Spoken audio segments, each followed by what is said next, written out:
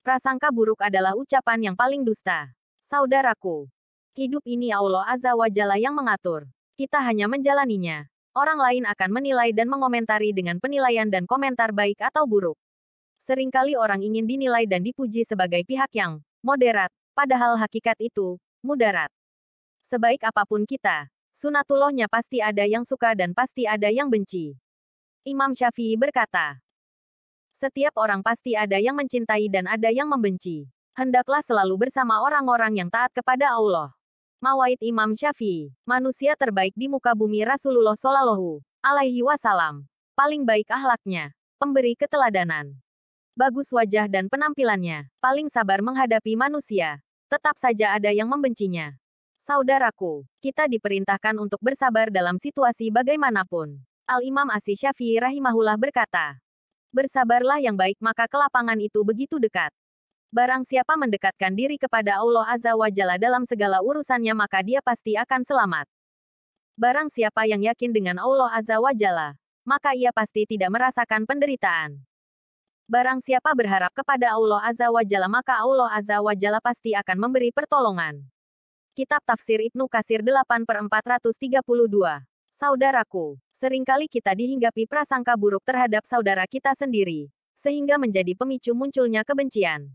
Rasulullah Shallallahu Alaihi Wasallam telah memberikan peringatan kepada kita melalui sabdanya. Dari Abu Hurairah radhiyallahu anhu, Nabi Shallallahu Alaihi Wasallam bersabda, jauhilah prasangka buruk, karena prasangka buruk adalah ucapan yang paling dusta. Janganlah kalian saling mendiamkan. Janganlah suka mencari-cari isu, saling mendengki, saling membelakangi, serta saling membenci. Tetapi jadilah kalian hamba-hamba Allah yang saling bersaudaran. Hadis riwayat Bukhari nomor 5604.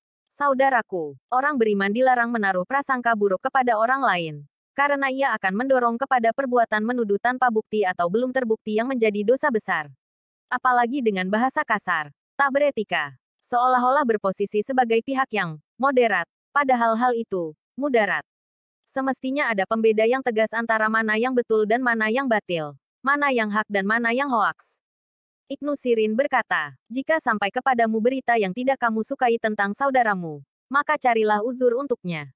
Jika kamu tidak mendapati uzur maka katakan, barangkali dia memiliki uzur yang aku tidak mengetahuinya. Islam menyuruh agar tidak mendiamkan diri jika kemungkaran terjadi di hadapan kita dengan mencegah atau memberikan nasihat dengan hikmah sesuai kemampuan.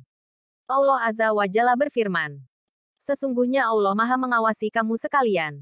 Quran Surat An-Nisa 1. Dan adalah Allah Maha mengawasi segala sesuatu.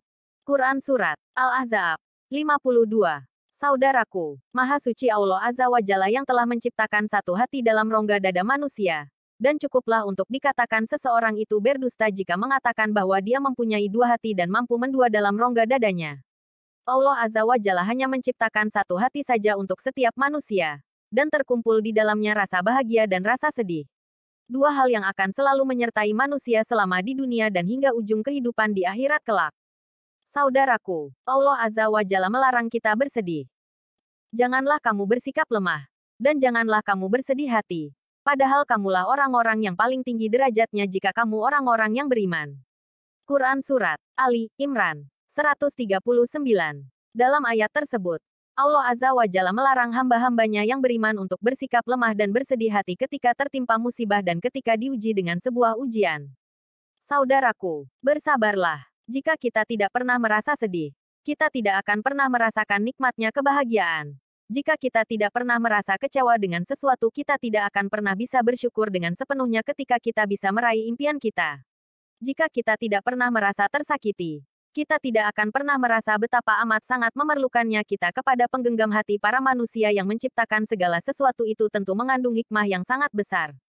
Tidaklah Allah Azza wa Jalla itu menciptakan kebahagiaan kecuali ada kesedihan yang menjadi lawannya. Sebagaimana Allah Azza wa Jalla menciptakan arah timur dan barat dengan bukan tanpa hikmah apapun.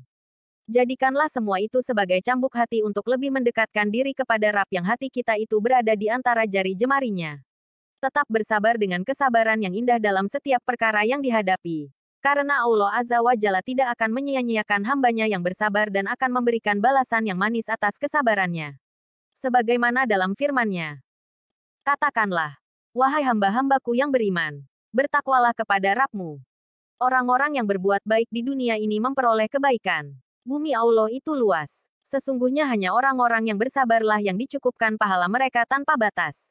Quran Surat Az-Zumar 10. Syekh As-Sadi mengatakan bahwa ini berlaku umum untuk semua jenis kesabaran. Kesabaran atas takdir Allah Azza wa Jalla sehingga tidak marah dengan apa yang terjadi. Kesabaran atas maksiat dengan tidak melakukannya dan kesabaran dalam ketaatan kepadanya dengan senantiasa menunaikannya. Allah Azza wa Jalla berfirman, boleh jadi kamu membenci sesuatu, padahal ia amat baik bagimu. Dan boleh jadi pula kamu menyukai sesuatu, padahal ia amat buruk bagimu. Allah mengetahui, sedang kamu tidak mengetahui. Quran Surat Al-Baqarah 216. Semoga Allah Azza wa Jalla mengaruniakan hidayahnya kepada kita, sehingga kita tetap istiqomah senantiasa menjauhkan diri dari segala prasangka buruk dan mudarat meskipun dinilai tidak moderat. Menambatkan hati hanya kepada Allah Azza wa Jalla, zat penggegam hati dan pengabul doa untuk meraih ridanya. Amin ya Rabb. Wallahu alam bisawab.